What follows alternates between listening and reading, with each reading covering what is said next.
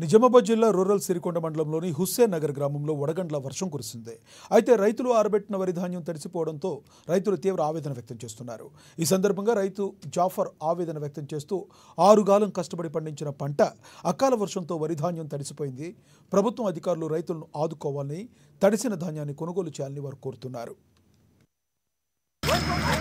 మాది హుస్సేన్ నగర్. నా పేరు జాఫర్. అకాల వర్షంకు అడ్లు నాటిపోయినాయి. ప్రభుత్వం అడ్లు కొనాలి. ఇవి లేకపోతే రైతులు బాధపడుతున్నారు. బాగా వర్షం పడ్డది హుస్సేన్ నగర్లో. ఖచ్చితంగా కొనాలి అడ్లు. కొనకపోతే రైతులు బాగా నష్టపోతారు. ఇవరికి ఎండిపోయినాయి, రాళ్ళు పడ్డాయి. ఆ నష్టం బాగా తట్టుకోలేరు మనుషులు.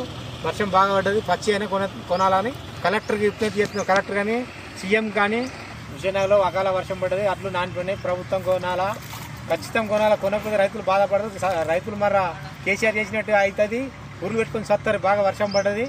సీఎం కానీ మన రూపారెడ్డి కానీ కలెక్టర్ కానీ ఎట్లా దయచేసి అడ్లు కొన్నతట్టు చెయ్యారు సార్. ఇది లేకపోతే రైతులు బాగా నష్టపోతారు.